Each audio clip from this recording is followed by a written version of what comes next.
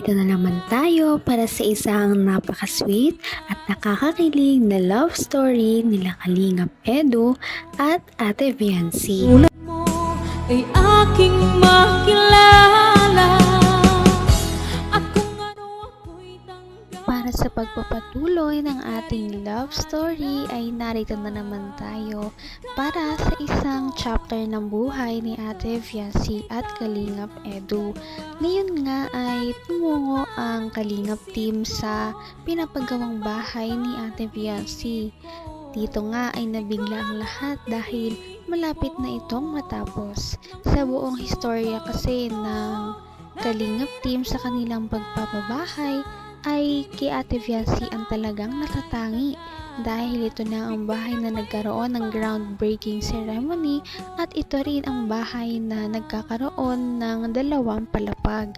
Kaya one of a kind talaga ang pinagawa nilang bahay kay Ate Viancy at ito na nga ang progress.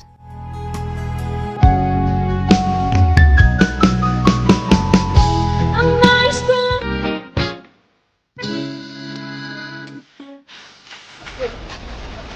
Oh my God! Grabe mga Kalingap, katutuloy lang po. Last 3 days ago ata. Pero, bihira yan. Hindi ako makapaniwala mga Kalingap na nakapagpatayo po tayo ng ganyan para sa beneficiary lang po. Tingnan nyo, grabe naman! Grabe guys, parang bahay ko na yan ah. Dream house. Dream house na yan bro. Grabe din. Grabe guys. Paano may bahay ng ganyan malaki?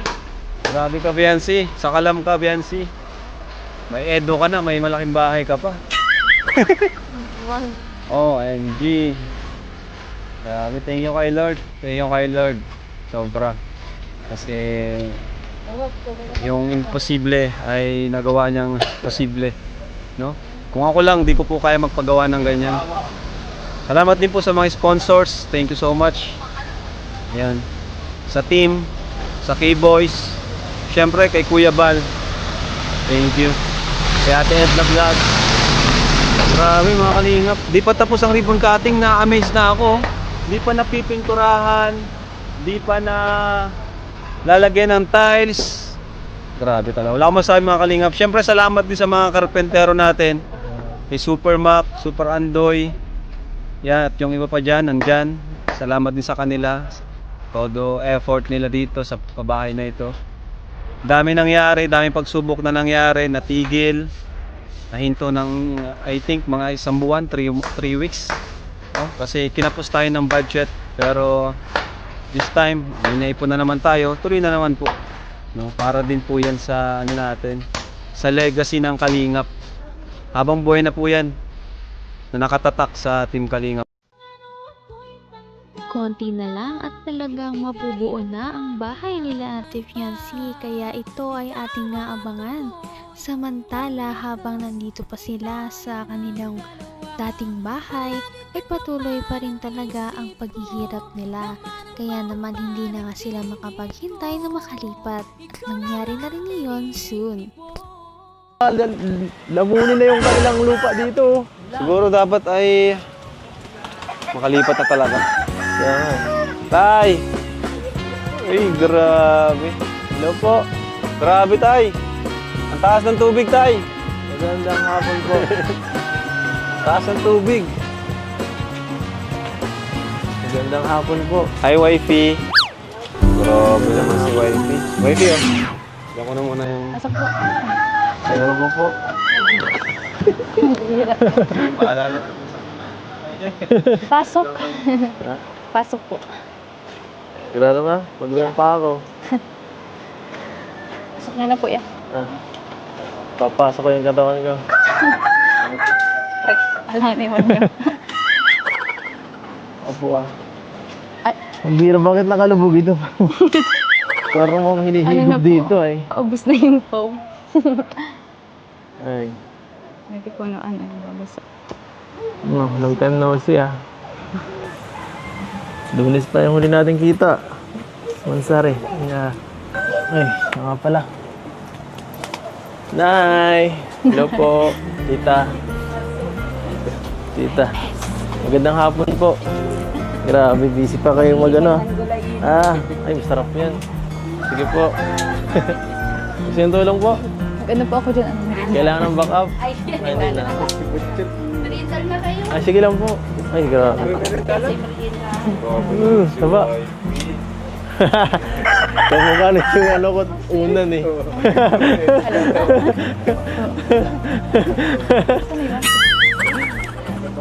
Gawin nyo lang?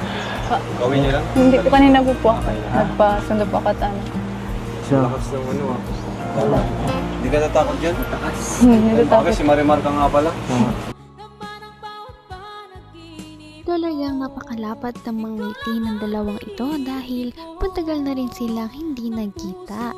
Kaya kahit kakatapos lamang ng bagyo ay talagang happy pa rin si Ate Fiancy na nakita na niya ngayon ulit si Kalingap Edu.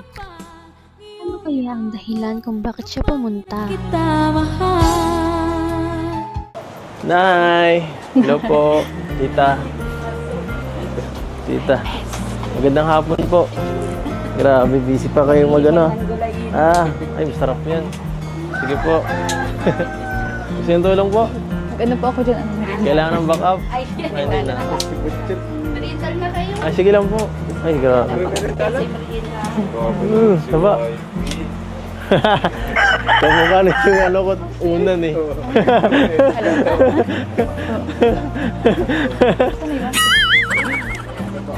Gawin nyo lang?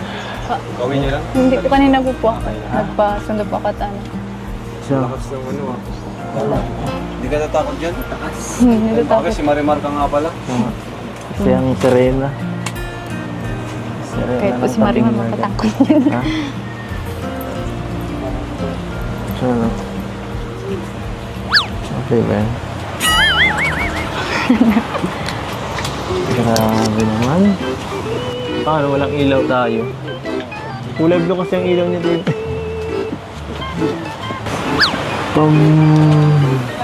Ano? Ano? Ay. Mamaya may mga dala kami dito para sa'yo. May mga pasalubong. Baka ano ka na eh. Baka namimiss mo na mag-unbox eh. Namimiss mo na mag-unbox? Kahit wala po Baka kayong dala. tatampo ka na eh. Pambira. Wala na pong padala. Sorry ka. Hindi po ako ganun. Kahit wala kayong dala, ayos lang. Kahit wala. Kahit ako lang. Kahit ikaw lang. Ay, joke lang. Joke lang.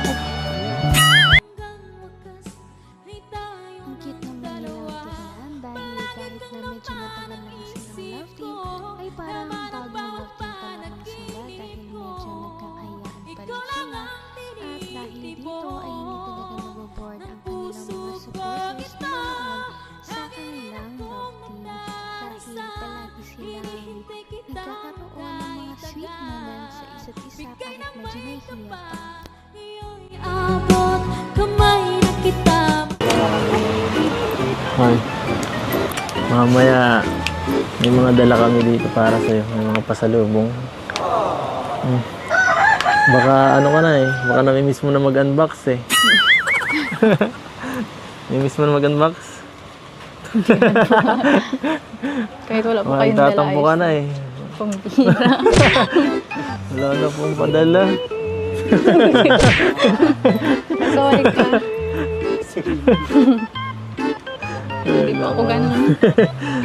Kahit wala kayong dala, ayos lang. Kahit wala. Kahit ako lang. Kahit ikaw lang. Ay, joke lang. Joke lang. Puro ka joke. Tutuhanin mo naman.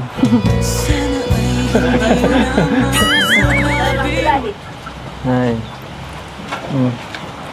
Ano? Saan ka galing? Sa school po. Sa school? Sayang. Galing din kami dun. Kailangan ko yung Robin ko. Kala ko masundo eh. Dinilisan mo. Hindi mo kayo Natapos po agad yung ano namin ay practice at may nagkaano po doon. Nagpa-practice din ng ano. Siya nga pala. Wala kahapon. Ayos lang po yan. Hindi niyo naman ako namimiss. Ayos lang, hindi naman ako Ano sa namimiss. ganyan?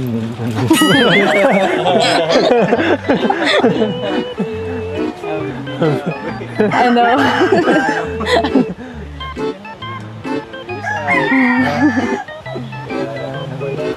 Dapat kasi nagsabi ka, kara na sundo. Hindi ka nagsasabi ay... Sabi, late na. Maulan po baga kahapon. Kutsi naman ako. Napakasimple talagang babae ni Ate Viancy dahil sinabi niya na kahit wala daw dala ang buong Kalingap team sa kanilang pagbisita ay masaya na siya. Kaya naman ang mga ganitong tao ay talaga namang masayang pagpalain. Kaya ang makikita na natin ang mga binigay ng Kalingap team sa kanila sa susunod nating video. Napaka-sweet talaga nila at napakabait ng tambalang ito kaya maraming sumusuporta. Kaya naman sana ipatuloy natin silang suportahan at mahalin si Viancy, si Kalingap Edu at ang Kalingap team. Yun lamang at maraming salamat sa panonood. Abangan natin kung magkakatuluyan ba talaga si Kalingap Edu at Viancy. Hanggang sa muli! Bye! Ngayon'y abot